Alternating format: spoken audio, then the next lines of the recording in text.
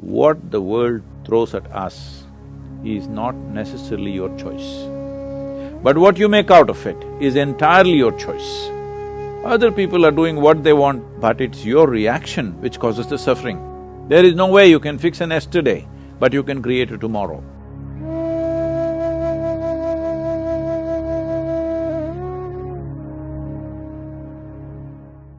Namaskaram, Sadhguru. So I have a childhood friend. She grew up in a very uneasy family environment because her parents had a very strained relationship, due to which she grew up amongst constant fights with lack of love. So across the years, I've seen her grow up as a person who's become very reserved. She does not believe in love. She doesn't believe in the power of relationships. So how can we sort of not let such toxic relationships impact us so negatively in life? See, everybody is finding a certain excuse for their own miseries. So my parents were like this, so I am like this. Well, this is unfixable because we can't change your parents now, all right? Hello? Can we change them now?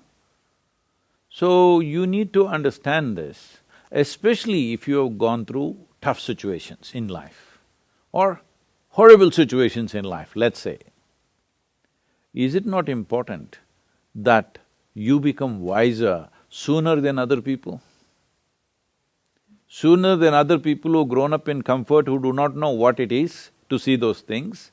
Is it not very important that you should become wiser?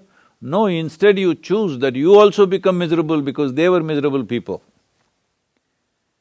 So let us understand this much. You have an intelligence to recognize that they are living badly. How come you don't have an intelligence to recognize you are living badly right now? And you don't even have the fundamental integrity to see, if I am living badly, it is me who is making this. Because there may be situations and situations. For every one of us there are situations. In fact, the more you try to do in the world, the more and more many ugly situations you will have to face, whether you like it or you don't like it, okay? Now, because you face ugly situations, will you also become ugly? Or you will use this as manure to blossom into a wonderful flower? This is a choice that you have. So everything that hurts us, everything that in some way is negative in a given situation, whether you will become wise or you will become wounded is your choice. Do not look for ideal situations because there is no such place. There is no such place. Wherever you go, there will be something happening that you think is negative. Whether it's negative or not, I don't want to make a judgment. But in a given place, you think there is negative. A whole lot of people who have applied to get into your institution like ISB, they are all thinking, if I enter ISB, it is like heaven. But I'm sure there are many people in your institution who think this is the most horrible place, full of politics, full of nonsense, full of this. Aren't there such people? Hello? I'm sure they are there, you don't become one of them.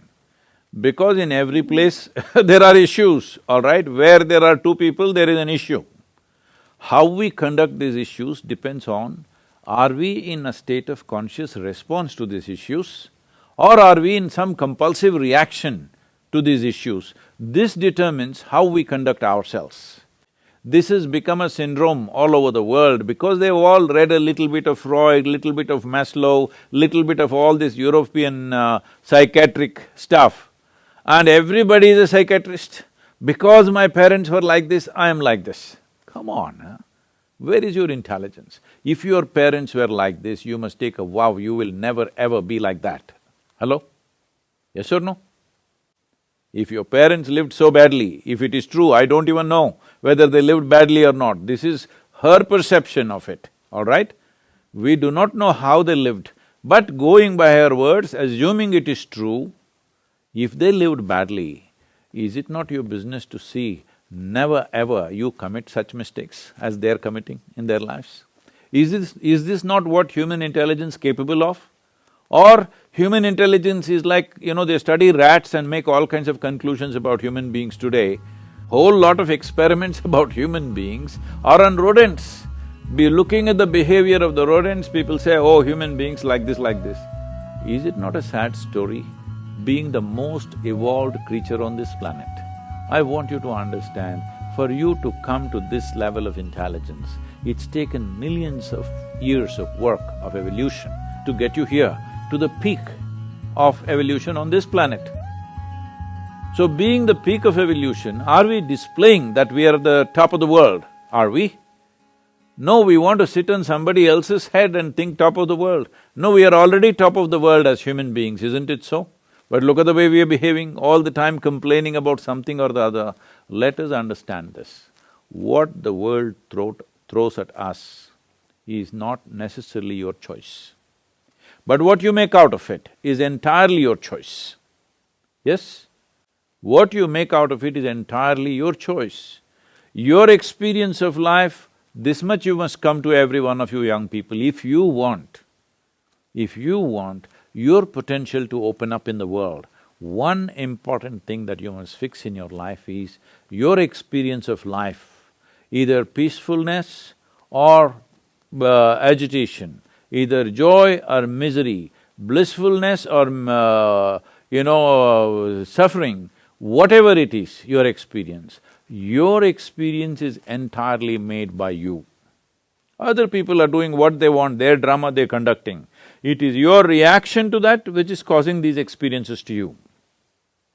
Right now, if I abuse you, I won't, I'm just telling you, Mrudu. Suppose I abuse you, the abuse is in my mouth.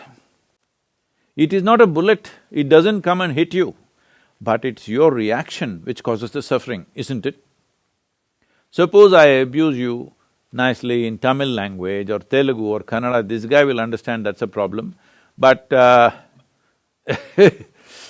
if I abuse you in a language that you don't understand, with a smile on my face, you will think I'm saying sweet things to you, isn't it?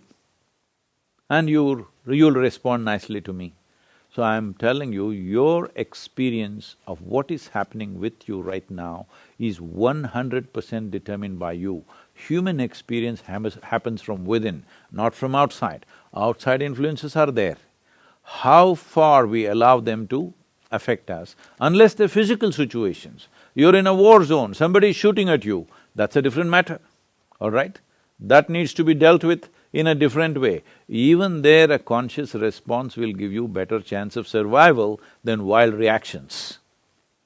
So, the privilege of being human being is this, that we have an intelligence to determine what should be our experience of life.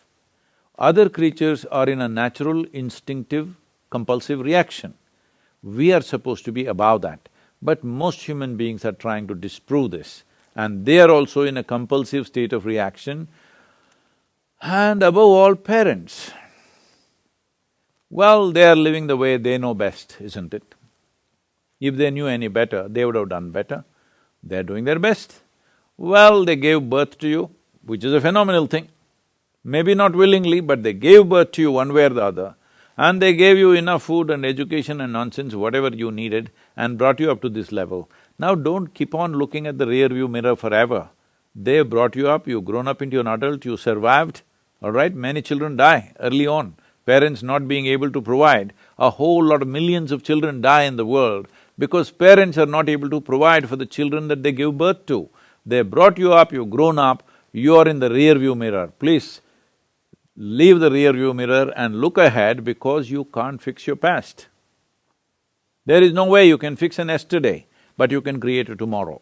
Let's make that happen.